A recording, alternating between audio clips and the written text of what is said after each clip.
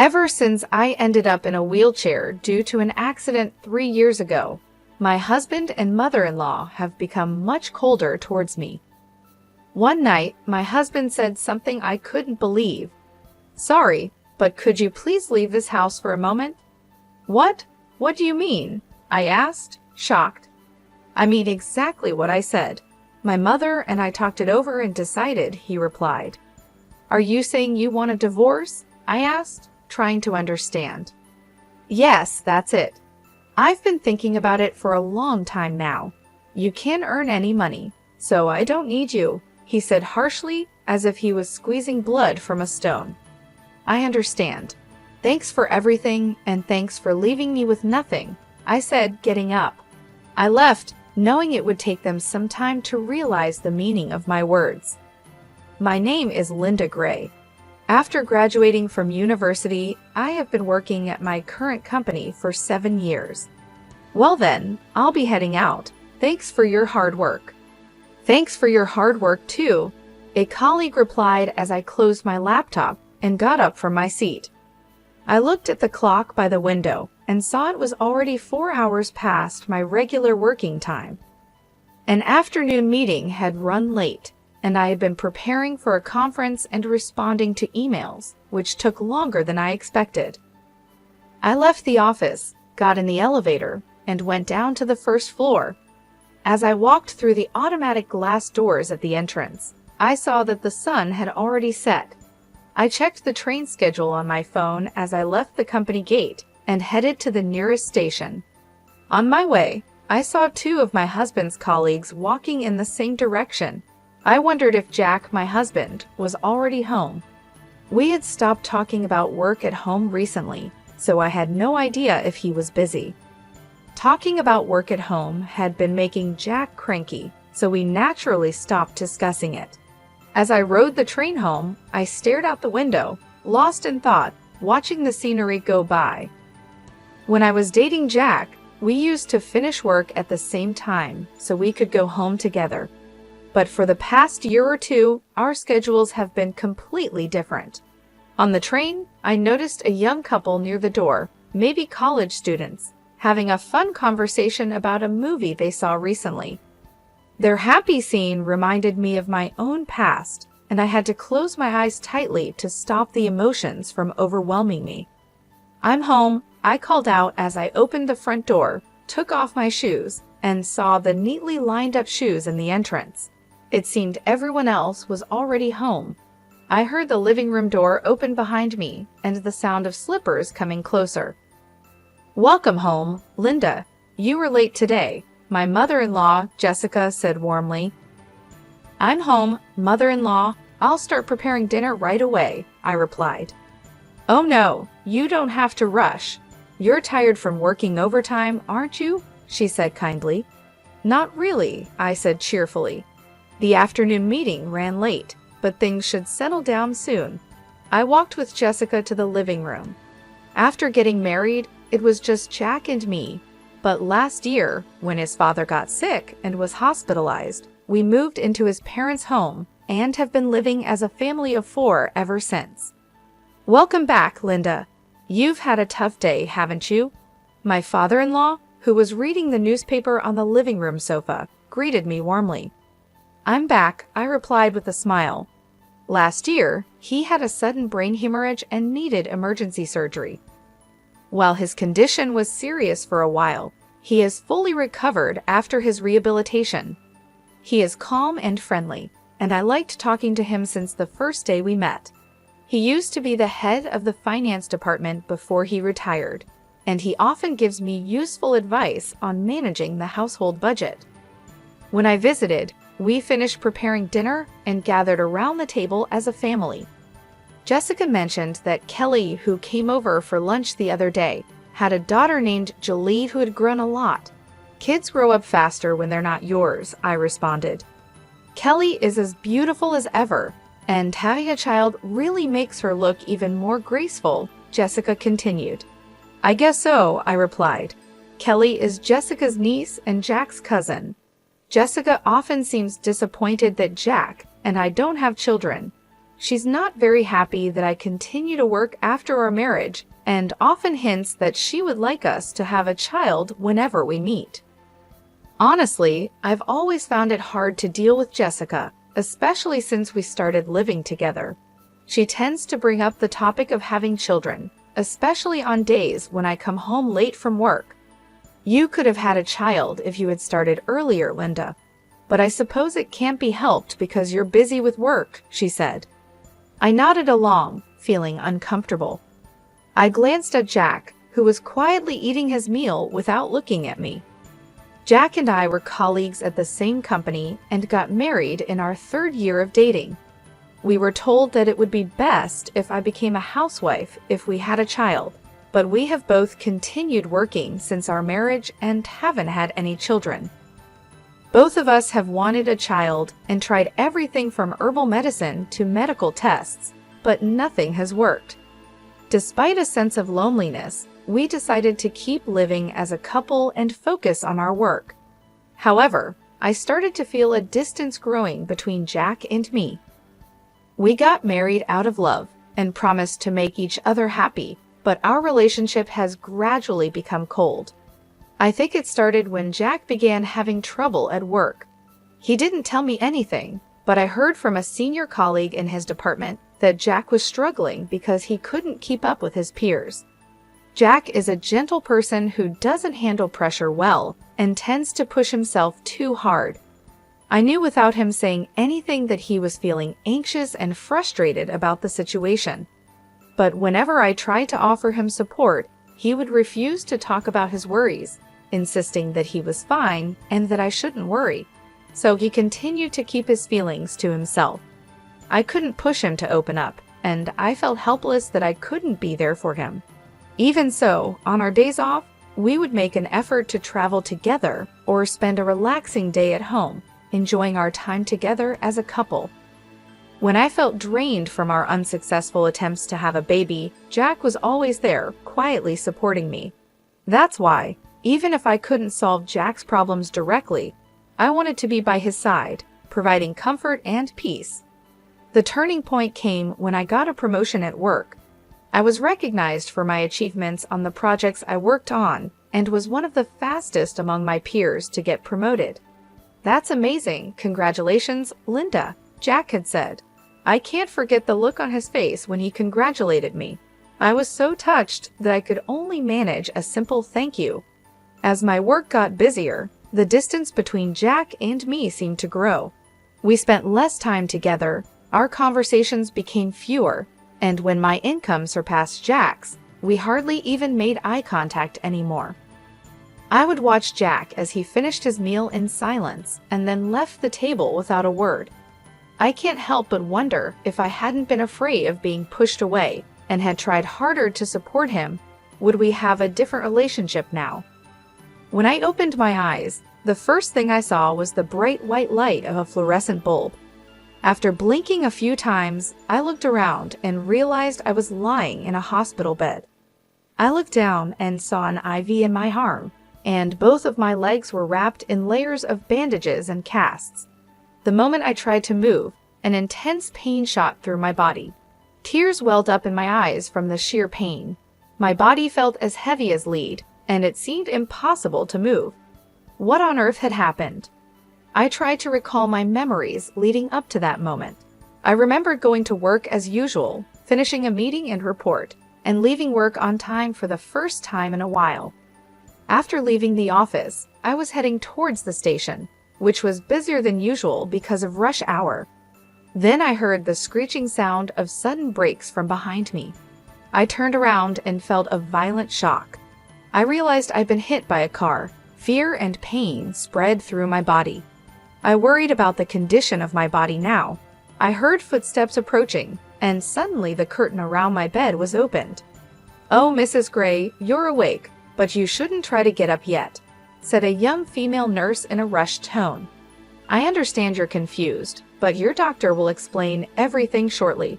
Please stay calm for now." Okay, I replied, and the nurse left in a hurry. A few minutes later, the doctor arrived and explained what happened. Apparently, a truck driven by a sleepy driver crashed onto the sidewalk, and I was hit from behind. I had been rushed to the hospital immediately after the accident, and it had been about half a day since the surgery. "Excuse me, but have you contacted my family?" I asked. "Yes, we have informed your husband and his parents about the accident and that the surgery went well. However, they seem to be out somewhere and can't come right away," the doctor said. "I see, thank you," I replied. Jack was away on a business trip, and his parents had been on an overseas vacation since last week. From the doctor's tone, I could imagine their reaction to the news. Even though they were out, it didn't sound like they responded as you would expect when being told a loved one has been in an accident. I laughed bitterly, thinking about Jack's reaction. It didn't seem like he would be worried about me. The doctor continued to explain that while there were no life-threatening injuries, the damage to both of my legs was severe. They said the chances of walking again were not good. As I listened, it felt surreal, like they were talking about someone else, not my own body. Jack visited the hospital 4 days after the accident. It was surprising to see his pained expression when he saw me, covered in injuries, lying in the hospital bed. "Sorry," he said, looking genuinely distressed. "I'm late." "It's fine, don't worry about it," I replied. "I'm sorry for interrupting your business trip." It had been a while since we last talked, and the atmosphere was awkward. Our conversation stalled, and we both avoided eye contact. Jack then excused himself to talk to the doctor, leaving the room. I couldn't bring myself to call out to him and just watched him leave. It's been 2.5 years since the accident. My legs are still disabled from the accident, and I've been confined to a wheelchair.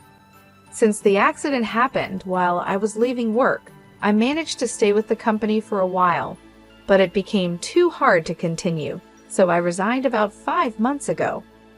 Since then, I've been spending my time at home, but a few things have been bothering me. One thing is Jessica's attitude towards me. It's gotten much harsher than before. "Linda, do you have a moment?" "Yes, of course." "I'm about to head out, but could you fold the laundry for me? It's just folding, so you can do it even if you can't move your legs, right?" "Yes, please be careful on your way out." "Well then, please get it done." Ever since I started staying at home, I've been getting more and more snide comments from Jessica. She seems unhappy that her daughter-in-law is at home all day and not working.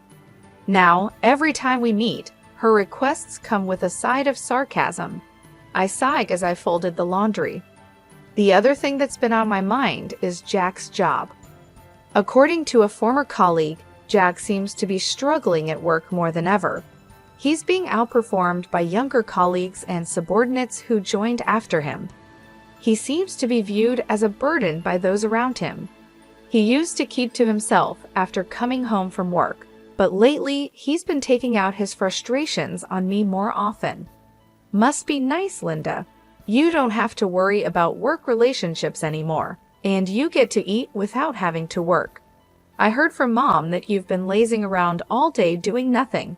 I wish I could have that lifestyle just once. I no longer saw any trace of the kind Jack I once knew. His sarcastic remarks left me feeling sad for the man he had become. One night, he said, "I hate to ask this, but could you please leave this house?" I was at a loss for words, unable to understand the meaning of his abrupt statement. "What? What do you mean?" "I mean exactly what I said. My mom and I have talked it over and decided." I turned to look at Jessica, who was sitting next to Jack. "Linda, ever since you quit your job, you haven't contributed to the living expenses or helped around the house. You've just been staying at home all the time.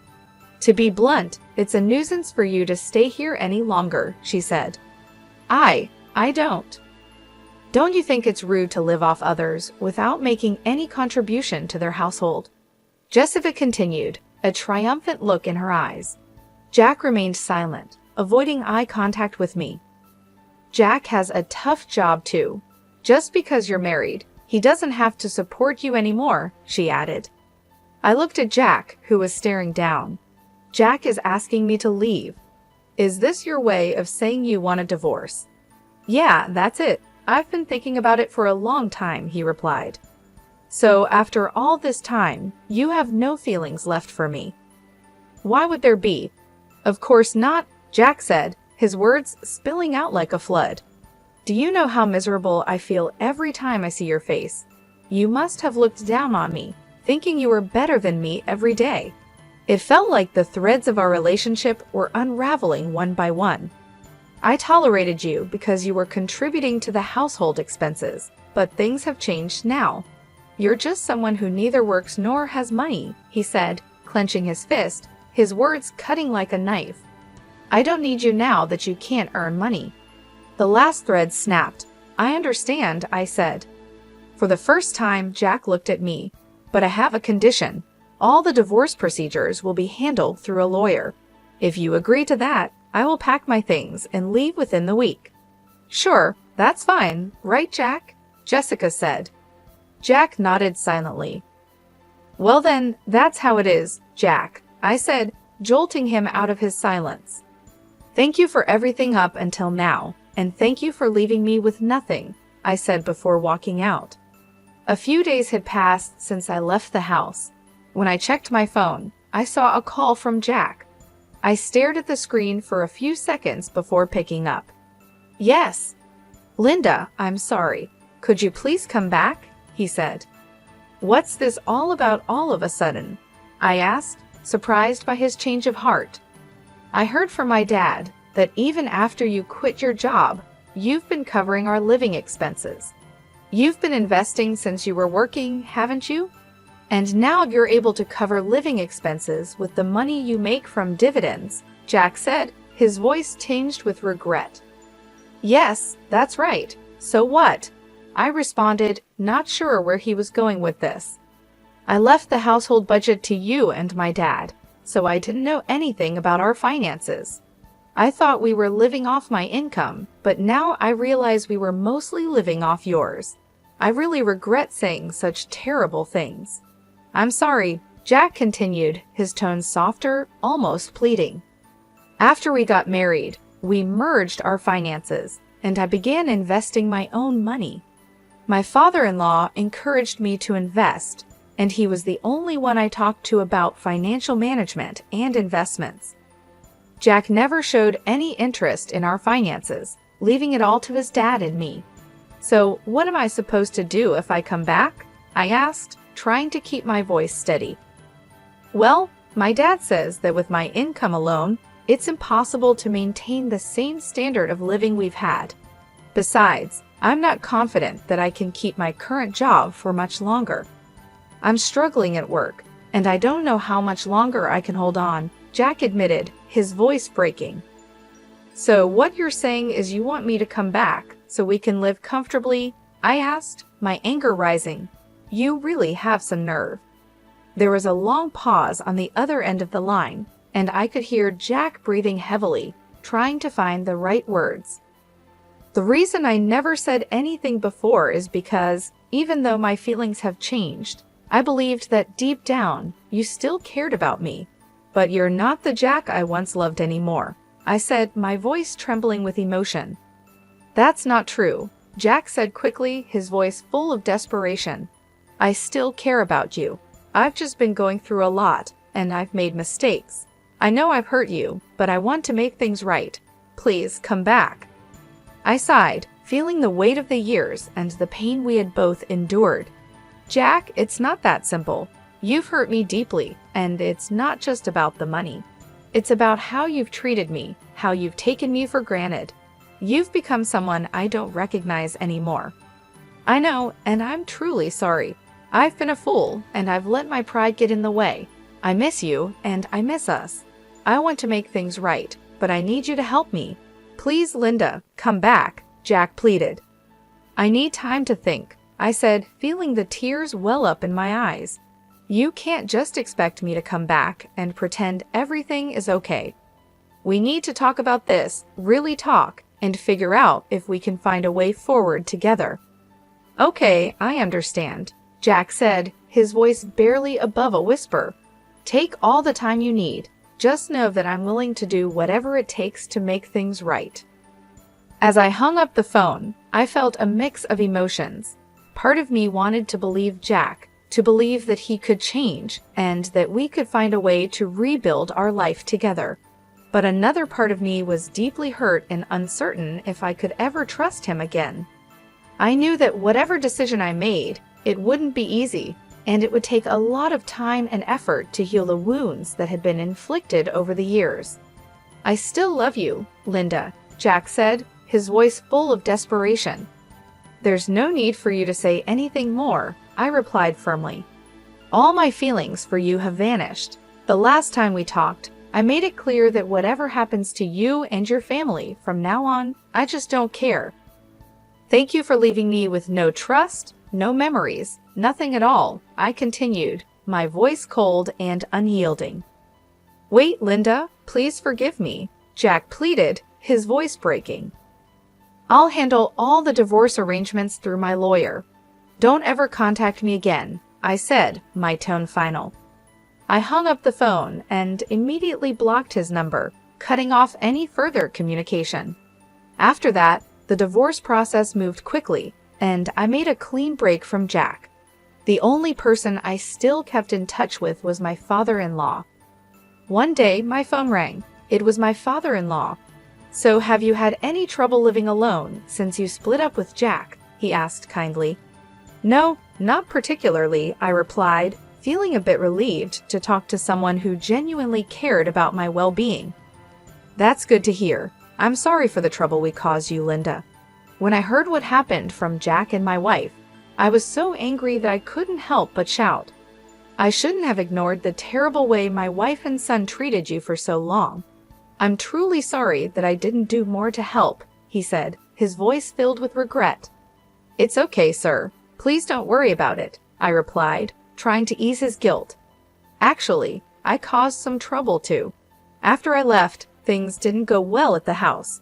Even without my income, Jack and Jessica kept living extravagantly without cutting back on their lifestyle. They ended up pawning their belongings and even went into debt. My father-in-law, frustrated with their irresponsible behavior, recently divorced his wife. I see this as a good chance to rethink my life," I continued. "I can live just fine with my current lifestyle, and I want to take on new challenges. I feel optimistic about the future, even though things have been tough." "That's the spirit," my father-in-law said, a hint of pride in his voice. "You've always been strong, Linda. I have no doubt that you'll come out of this even stronger." After hanging up, I reflected on how much my life had changed. I had always been the one to keep our household running smoothly, managing our finances and making sure everything was in order. After we got married and combined our finances, I began investing my own money with the encouragement and guidance of my father-in-law. Jack had never taken an interest in our finances, leaving everything to his father and me. Since the divorce, I've had to make some adjustments, but overall, I've managed well.